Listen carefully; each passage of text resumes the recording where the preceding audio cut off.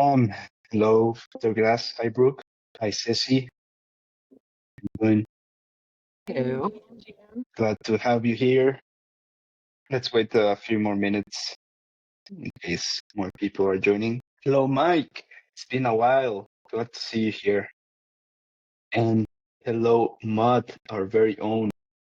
How's it going? GM David, how's it going? Hi, going great. Nice waiting a couple minutes here. See if more people join. But as you know, we will be recording these anyways, so excited to hear some updates on your side from the Epoch 9 project's creators. Yeah, that's awesome. Congrats, David. So, David, on how it's going for you. Let's kick it up. As you know, the allocations change quite drastically throughout the Epoch, so make sure to always stay on top. But yeah, amazing start. If I could say, I think it might be a good thing to maybe go through that again because there was some confusion in Telegram, just just how the voting works, how the um, mechanism works. I mean, I know there's places for us to go and read about it. But yeah, it might be good to. I think a lot of us were confused yesterday when the first votes came in and we were like, what just happened? Um, yeah. Yeah, of course, happy to answer any questions. What where do we start? What is I think that it just how does that work over the course of 2 weeks? Because it's all of the numbers are adjusting. Is it based on how much GLM that the voter has? And that in itself changes the amount of the number of the donation for each project? Why is it swinging? I guess is my question. Is it just based on how many votes? Because I look on there and there's more votes for someone else, but lower, the number is lower. Or right? there's less votes, but the number is higher. Yes, that's a great question.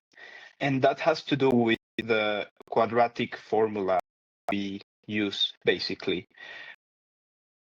So to answer your question about if the amount of GLM counts, the answer is a sort of yes and no. Yes, because of course, if you have more GLM locked, that means you have more voting power.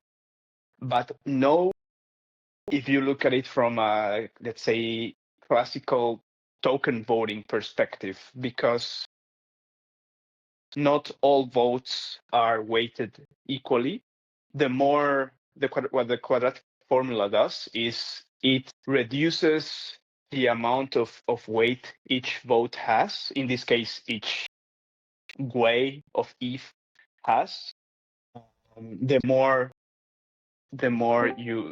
more you allocate to a specific project. So let's say if you allocate, let's say 0.1 ETH to one project and 0.2 ETH to another project, you will see that the matching. Well, I don't think you can see that in the dashboard, but the matching part for the project that you allocated 0.1 to is bigger per way, let's say per vote, than the 0.2.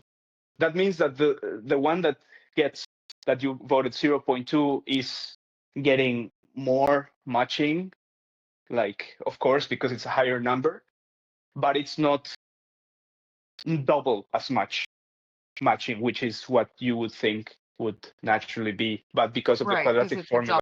double amount. And so Yeah, is there a exactly. cap? I thought I read somewhere that that there's a cap, somebody can't go in and say, uh, I mean, obviously there's going to be a winner, but that the reason why it's so fair is because one project can't technically get, 90% of the allocation or the matching. How is that um figured out? Yes, exactly. Let me put this here 1 second. This is a good read to understand pretty much everything what I'm talking about in case anyone wants to follow. But indeed, there is a limit. Let me see what is the limit. I think it's 20%, if I'm not mistaken. I don't think, especially in the last rounds, I don't think we've ever reached that that cap.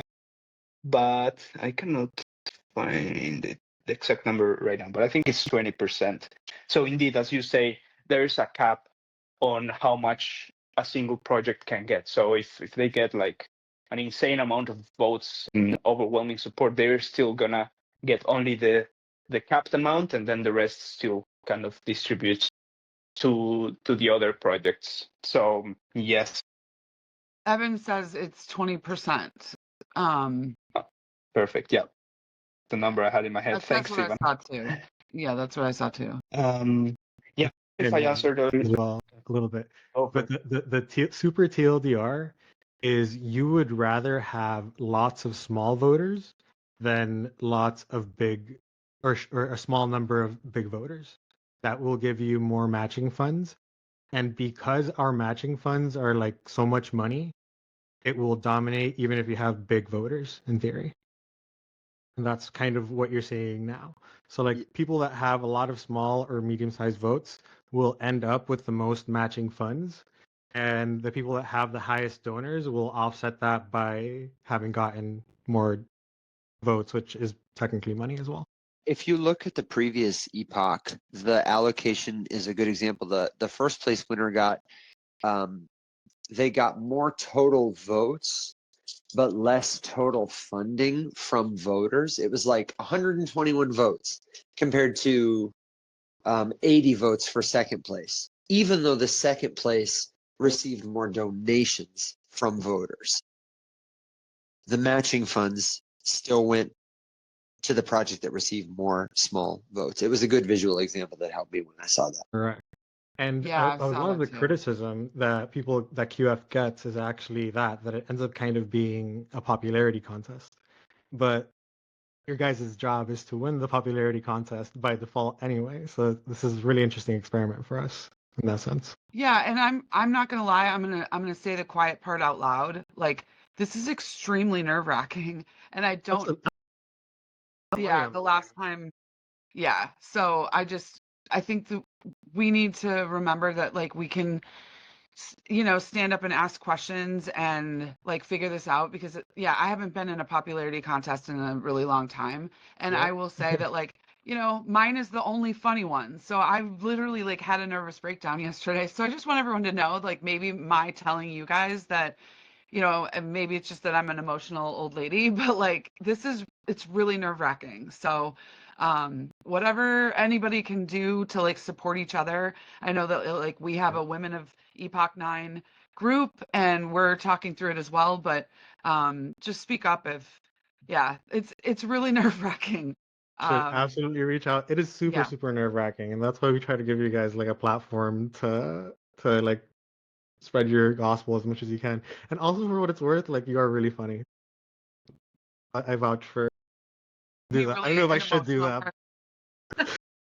I think that's just what also makes me so like emotional is like you put yourself out there in such a way and like it's just really nerve-wracking. Like this is such a Having serious participated industry. like absolutely. Having participated this on the development side, it's like it's almost more nerve-wracking because we don't know how to sell ourselves either. So like Absolutely. the things that you guys are doing is like I think a lot of people are actually learning from how you guys like handle this. Yeah, 100%. And as you say, Brooke, it's super important that we help each other. And regardless of the result, having made it to the 30 is already, in my opinion, amazing. Like a great representation of creators in the Ethereum ecosystem. Very diverse in terms of content and geographies and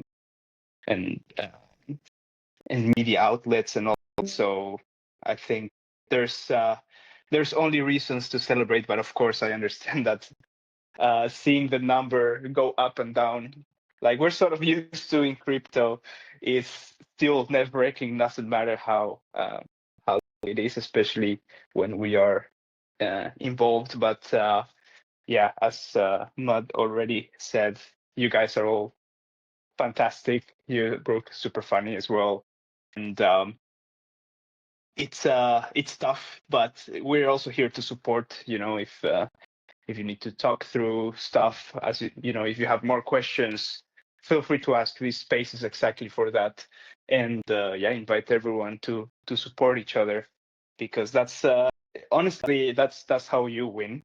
I've seen projects in the past who had no visibility, and they sort of organized spaces together with other projects, which is also what I've seen you doing, Brooke. That definitely, thanks to that, got a lot of more visibility. So would highly encourage collaboration. That's the best way to make everyone win. Yeah, and I want to say, like, it takes a lot for people to go on live stream. That's why, sorry, I am actually crying. That's why I keep saying, like, you guys come on my live stream. You know, because it's hard for someone else to like start a live stream and just start talking. But for those of us like me and Evan, like I could talk to myself for hours. So I just take that opportunity to like jump on. I will interview. You don't have to come up with something, you know, clever to say. I'm offering that to people so that we can like talk about each other's. I was on for 3 hours the other night and I literally went through the list and talked about everyone's projects. So, you know, the opportunity is there, and I just want to be like really clear that like I want to offer that to people. You, if you're nervous about it, you can stay off camera, whatever. But I think it's just really important to like just have live conversations. So just take that, you know, take that into account. That's awesome, Brooke. Thank you so much. And yes, use all the opportunities you have. I mean, because you're creators, of course, doesn't mean that you are not afraid of going live. So it always takes courage. So just feel the support of everyone. And we've seen already a bunch of live streams, both from participants and from the Octant account, that have been very successful. So keep using the opportunity. Also, you know, sometimes it's easier when you do it together with more people, like we've been doing. So yeah, definitely use the opportunity. I will share here the schedule for the coming live streams that we still have. Here it is. I'll put it in the chat. There you go. So yeah, was it clear with the explanation about how the QF thing And works? I'm gonna read through the docs. I mean, I did kind of go through it, but sometimes it's better to have somebody explain it. So I might go through the docs on a live stream as well, because Nice. public is my thing. It's my thing. So yeah, we'll just go through the docs. And if any of you are, you know, if Nico, you're willing to come on and help me go through the docs and answer questions, like that would be really cool. Yeah, of course, happy to do that. We can coordinate a time that works for both. Offline, well, not offline, but just send me a DM. Happy to work Offline. yeah. Oh yeah, and I'm really looking forward to that, and also to Evan's explainer of it was one of the hardest things for me to understand when I first entered the space, to be honest, what quadratic funding is and all that. The more we can chew it for people and just give them the TLDR, I think better. Yeah, I think it's something people can really get excited about once they understand it. And I think there are going to be a lot of, you know, it'll be a fun thing to attempt to explain better. We've talked about it because mostly of being a part of the Epoch. We've talked about it a lot on the show. And I tend to describe it as a more fair way to do democracy in a world where some people can buy influence. And I like to use the example of how elections work in a lot of places now. I say somebody like Jeff Bezos only has one vote, but he has a lot of money and influence that he can spend to persuade other people to vote a particular way. And wouldn't it be great if we could account for that influence and also account for the influence of or the I don't know. I'm still wrapping my tongue around the perfect analogy, but visuals definitely help, and I think there's a lot of room for us to grow there because people will get excited about it once they are able to understand it. It's a very cool idea. Yeah, absolutely. Absolutely. And as you say, visuals always help. I saw Mod here shared a link that is very visual and helps a lot. This one, WTFisQF.com. I think it has some sliders and stuff like that that help you understand how quadratic funding works. So if you can use those for your videos, maybe that's good. Or maybe you come up with a better way to visualize it. You guys rock at that. So looking forward. Thank you. I'll start there, but that I love that the URL is already great. WTF is QF. I love it. And yes, David, exactly the fact that votes outweigh dollars is exactly the point.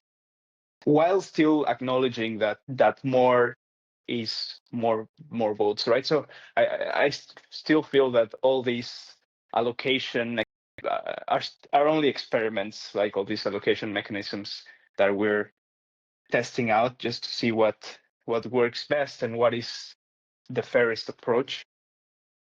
So yeah, all the feedback is always very helpful, not only for us, but to, let's say, Ethereum and anyone who cares about funding public goods as a whole. I think is very, very valid. Nice. Thank you, Donnie, for sharing more visualizations. I'd be curious to know too. I haven't been able to tune into any of the live streams yet. I'm looking forward to it. But in addition to quadratic funding, I don't know if you guys have any thoughts about some of the more important but maybe obscure or technical concepts that are an important, like what's part of the Ethereum story that you don't think is getting told well right now, or that you think folks would be really excited to see getting more attention, or light bulb moments you've had? We don't have to talk about it now necessarily. I'm sure if folks have questions, that's maybe a better use of time. But just personally, that's something I always like to know too, because I honestly am not that deep on the inside. I'm hip to what's going on in our community, but I mostly spend time like at the surface with people who are yet to join us. Does anything come to mind? That's a great question. I put on the spot here, but he has like very deep knowledge and a lot of stuff. So I'm really curious about his answer actually. But if I had to pick one just to keep it on topic that I think you probably have heard of, but the average person in crypto has not heard of, it is zero knowledge proofs. Oh yeah. Yeah. So a lot of people think that zero knowledge proofs equals privacy. And that's like the narrative that maybe is most popular. And less well understood, I think, is people don't realize that zero knowledge proofs also equals scaling. So a lot of the way that like these rollups, well, not all of them, but a lot of the way that they're supposed to work is with zero knowledge proofs. And this lets you do a lot of computation off chain and verify that it's correct on chain. So you could have a transaction that would have taken 50 blocks to process and that much gas.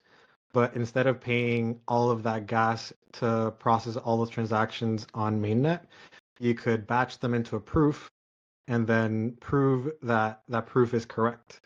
And therefore, you don't need to do any of the work on the EVM.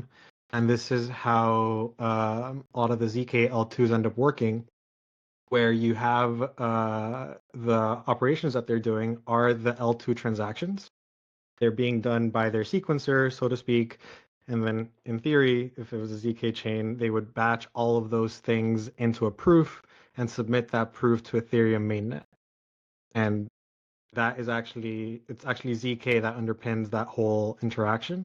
And that's the scaling roadmap in a very simplified way. That 3-minute explanation of the scaling roadmap for how Ethereum is going to hit the throughput that we need to like onboard the whole world into it. That was beautiful.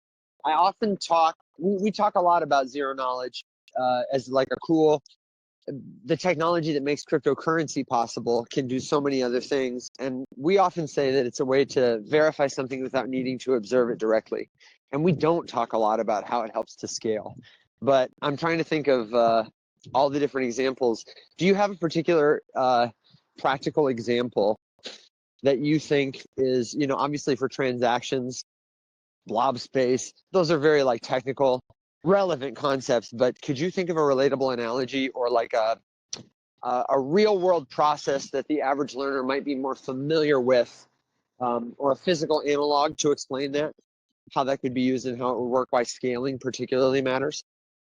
So it's hard to give a random example, but I'll try to give one that is one that I've worked on in the past, Okay. which is voting. And the idea behind voting and privacy is there are two ways that you could end up handling this. And you could have the ZK chain itself handle the privacy via encryption, or you could do these zero knowledge proof rollups. And the path to scaling voting, and this is like where maybe not right now, but maybe Octant V3 or V4 might be something we look at this, where if you want to have the votes be private, you could do the same thing where they are all batched off chain, and then gas becomes free, voting becomes free. That means that like hopefully governance participation goes up.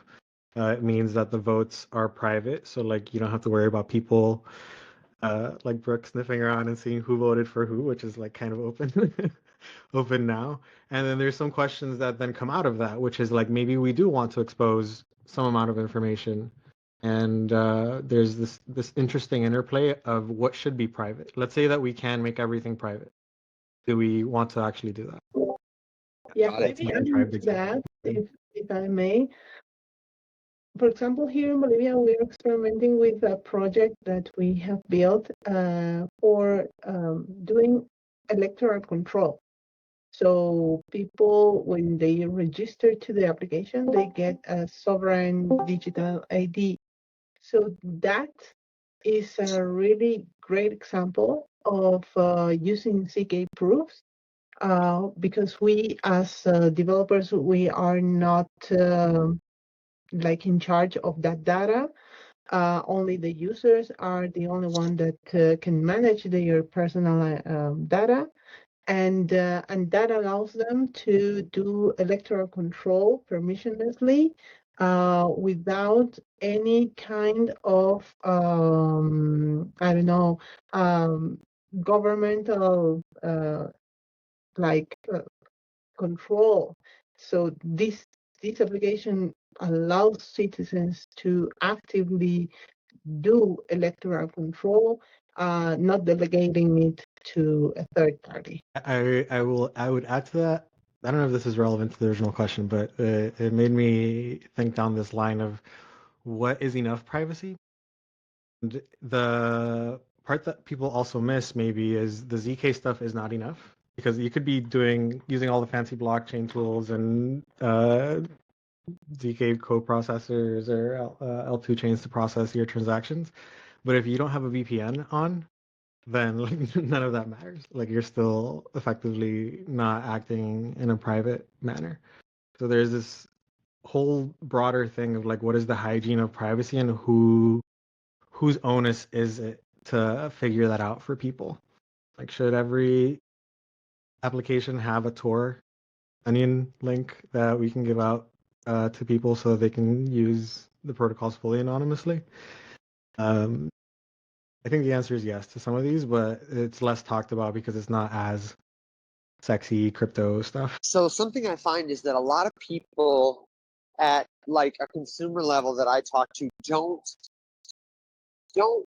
care as much as we do about privacy, or they're not informed enough to care. I would say I think most people do care if they're informed enough about how their privacy is violated. Um, and in ZK, for example, there's the famous example of like, you got to show your ID at the bar to get in to get a drink. And I often say to people, but when you have to show that bouncer your driver's license, he sees your address, he sees your birthday, all this stuff that doesn't really matter because it doesn't necessarily tell him you're old enough to drink, and it could be used against you. And something, as I try to explain it to people, they get on board with that. They say, oh, okay, great. I understand why that matters. But then somewhere people get hung up often is a lot of people think that there is still a lot of trust required. And to be fair, in a lot of places there is.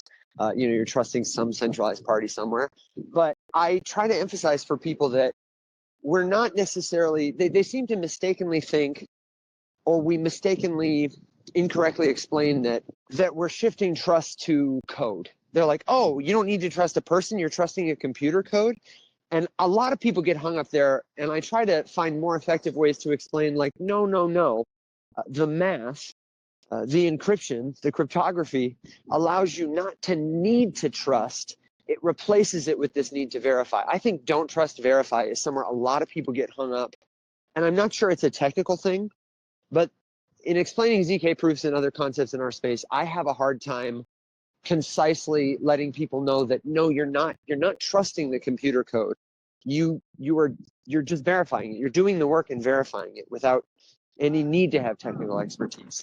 So that's another one I'd be curious. And you've already been very generous to answer this question and have a good dialogue with me that I wish was recorded. But that's another problem I find at that consumer level is people either they don't care about privacy until they know more, and then when they do, they're like, okay, so I'm trusting a computer code instead of a person. But that's not it, That was a very good example, honestly. And I've kind of given up as well because I feel like it gets to the point sometime where I do want to push my privacy values out or influence other people to have better privacy values if I can, but I don't want to be obnoxious about it. So that's why I've started to shift it when I explain ZK to people to explain it from the scaling perspective. Because if it gets better for scaling, like it's going to get adopted in other places as well. And I'm starting to think more that this is the actual angle where first we get people to understand that it's important for scaling and they just accept that this magic thing is good because it makes things cheaper. And then suddenly all of our infrastructure has ZK built into it and privacy becomes more optional at like the base layer. Yeah, in terms of, oh, I'm so sorry. Oh, sorry, go ahead. In terms of persuasion, the goal, sometimes it's hard to get people to agree with you if they feel like you're trying to change their mind or challenge a belief they hold. So what I always try to do when I'm speaking in public is like, what is the biggest umbrella I can put up that everyone listening can nod their heads yes and agree to? And sometimes it's a convenience thing. And like the driver's license analogy works really well for that because pretty much everybody in the general audience will have been familiar with that experience, will have felt like it's inconvenient to them in some way, shape, or form. It doesn't matter if you're a Democrat, Republican, gay, straight, whatever. Like you can nod your head yes and say, oh, that is a problem. So I'm always looking for analogies like that get us closer to like agreement so that there's one less obstacle to understanding. Like that. I'm gonna steal that one from you, if you don't mind. And with that, I'll pass it back to Nico. Sorry for hijacking. Thank you, guys.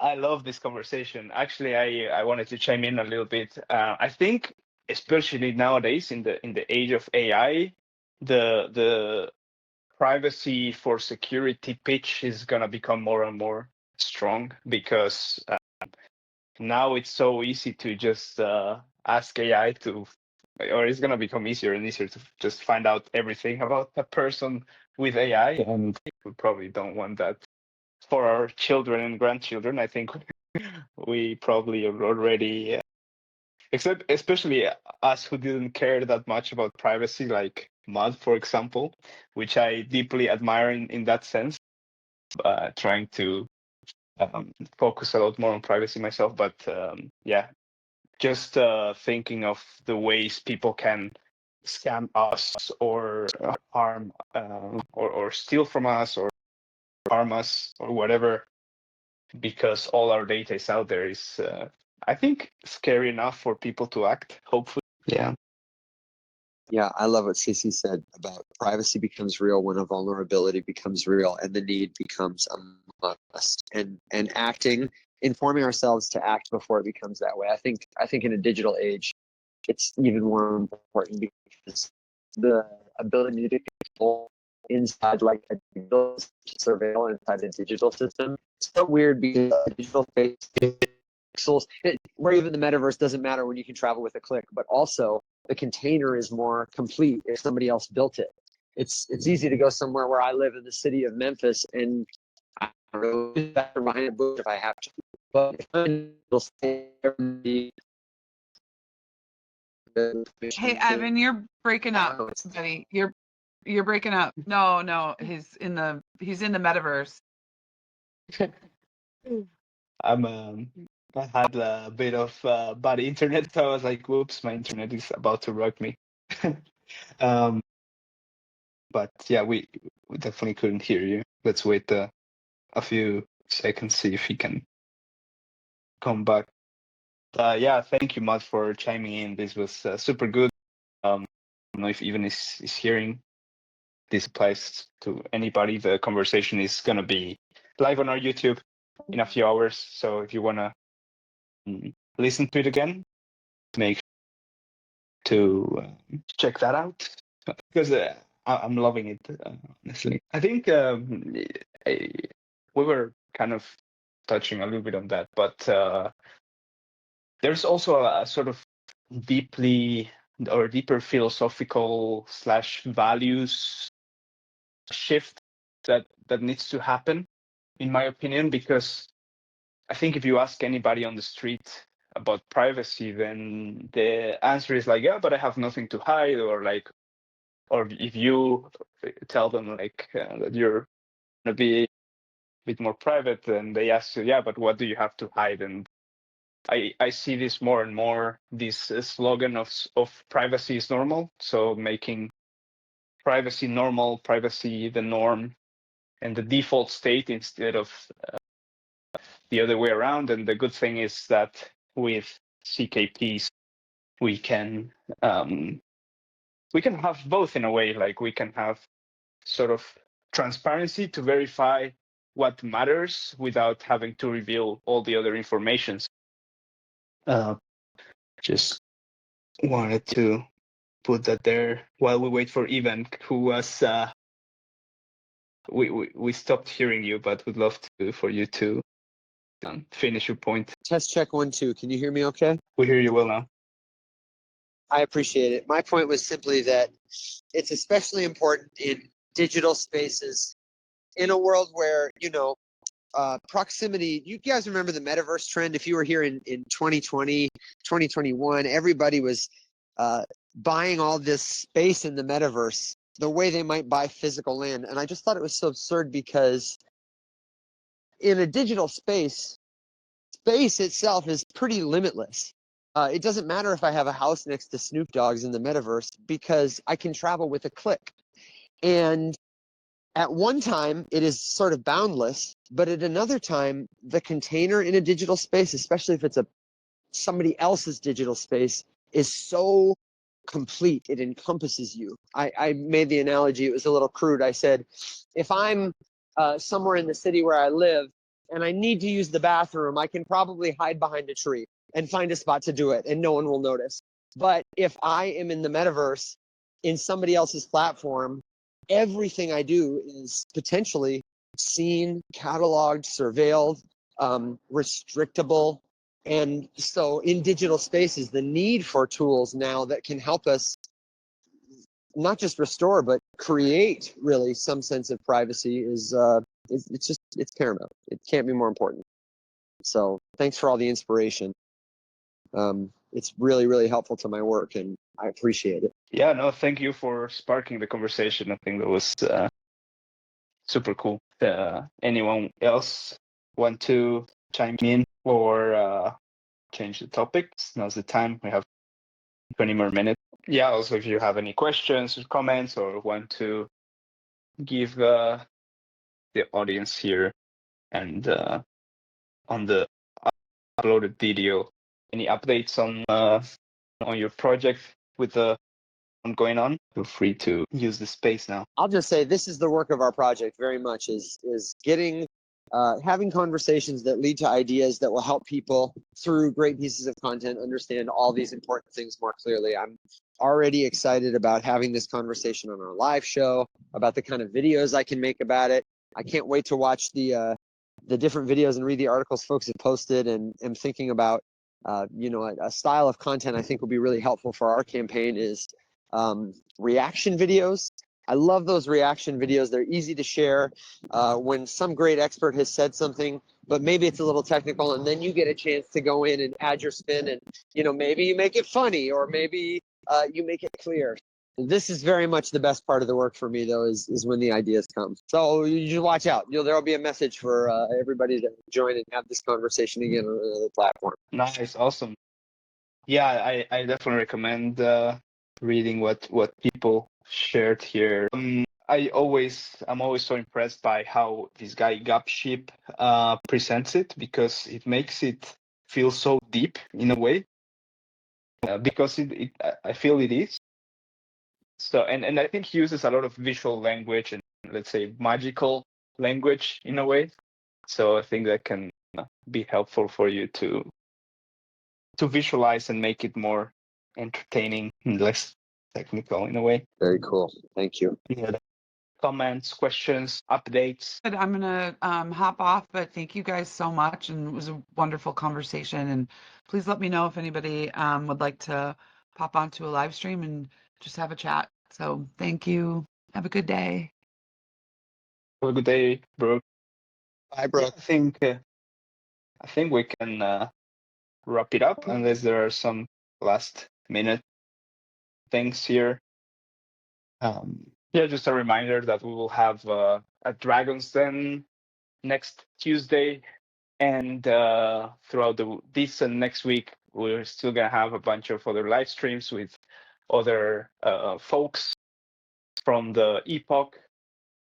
Don't forget to allocate your ETH rewards, and yeah, stay tuned. We have some fun announcements coming for the lead up to DEF Connect and for DEF Connect itself. So yeah, stay tuned. And yeah, if there are no other comments or questions or anything, let's wrap it up there. Thank you everyone for coming. Every week we'll have the same town hall next week, and Tuesday Dragon's Den. I'm thinking we might organize something a little bit more fun with the Epoch 9 folks, for them to get more visibility on activity. But I will keep you posted. And yeah, thanks everyone for coming on, and excited to see the allocation window play out. Bye bye everyone.